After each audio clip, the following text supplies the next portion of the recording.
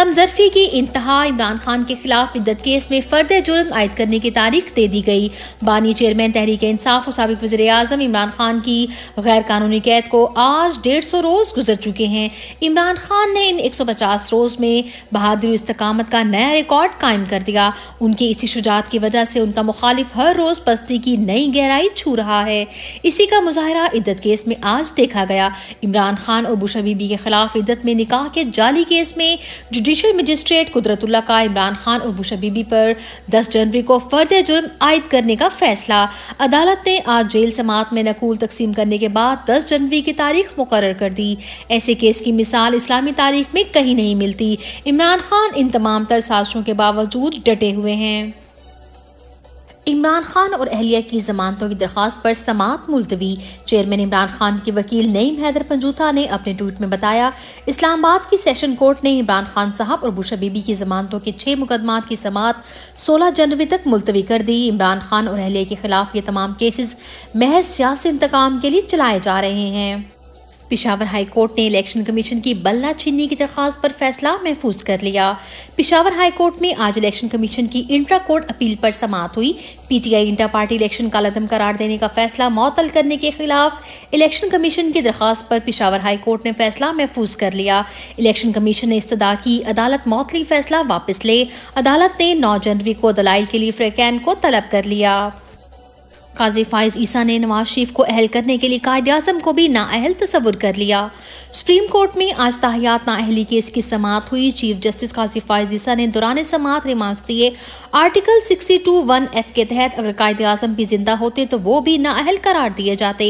दूसरी तरफ attorney general भी नवाज शरीफ की वकालत करते रहे और ताहियात नाअहली खत्म करने की इस्तदा की। अदालत ने समात का फैसला जुमेरात को करने का कहकर समात मुलतवी कर दी। लापता अफराद केस की समात में चीफ जस्टिस मुतासरीन को ही डांटते रहे। सुप्रीम कोर्ट में एतजाज अहसन और दीगर नामवर वकला की दरख्वास्त पर समात हुई। तहरीक इंसाफ के वकील शुएब शेख भी पेश हुए। अदालत को मुख्तलिफ सियासी रहनुमाओं और नामवर सहाफ़ी इमरान रियाज खान की गुमशुदगी का बताया, जिस पर काजी फाइज ईसा बोले, कौन इमरान रियाज? उस्मान डार और सदाकत अब्बासी की जबरी गुमशुदगी पर भी चीफ जस्टिस ने कहा, अब क्या उन्हें कहें कि वापस तहरीक इंसाफ ज्वाइन कर लें? शेख रशीद के अगवा पर काजी फाइज ईसा ने कहा, क्या आप शेख रशीद को मासूम लोगों में शुमार करेंगे? चीफ जस्टिस ने मुतासरीन को इंसाफ फराहम करने के लिए तहकीकात करवाने का हुक्म देने के बजाय मुतासरीन को डांटा और अंग्रेजी जुबान की एक कहावत का हवाला देकर कहा, अगर हीट बर्दाश्त नहीं कर सकते तो किचन में मत जाओ। लापता बलोच अफराद का मामला भी कल तक टाल दिया। मुल्क की सबसे बड़ी अदालत की जानिब से ऐसा रवैया निहायत अफसोसनाक है।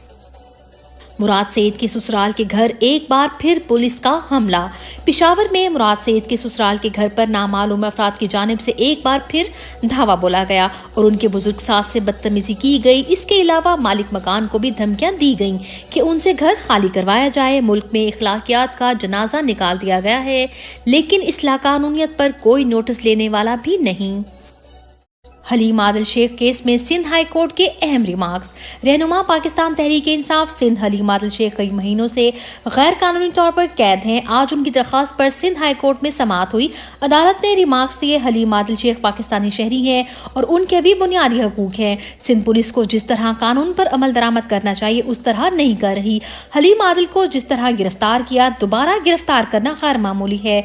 वो जमानत कराते हैं, पुलिस दोबारा गिरफ्तार कर लेती है। अगर मेरे बेटे को कुछ हुआ तो आईजी पंजाब पर मुकदमा करूंगी। वालदा उमर डार को चंद रोज कबल लाहौर के मारूफ होटल से अगवा किया गया, जिसके खिलाफ उनकी वालदा और बेटी ने लाहौर हाई कोर्ट में दरख्वास्त दायर की हुई है। आज दरख्वास्त पर समात के बाद मीडिया से गुफ्तगू करते हुए वालदा उमर डार ने कहा, अगर मेरे बेटे उमर डार को कुछ हुआ तो FIR में आईजी पंजाब के खिलाफ कटवाऊंगी। मेरे बेटे को पब्लिक प्लेस से दिन दिहाड़े जबरी तौर पर गुमशुदा किया गया। अल्लाह की पकड़ से डरें, उसकी लाठी बेआवाज है।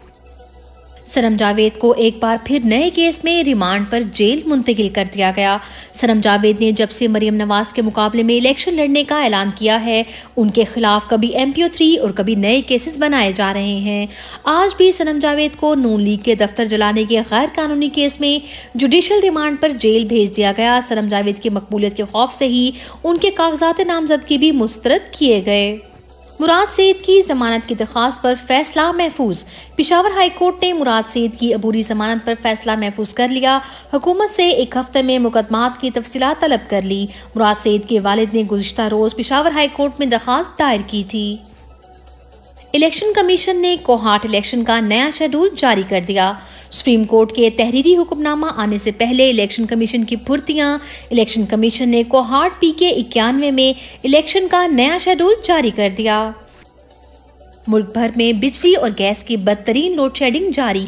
गैस की लोड शेडिंग अरूज पर बिजली बहरान ने भी सर उठा लिया। गैस और बिजली की लोड शेडिंग मुल्क के मुख्तलिफ शहरों में 12 घंटे तक पहुंच गई। लोड शेडिंग के साथ साथ गैस और बिजली की कीमतों में भी आए रोज इजाफा किया जा रहा है।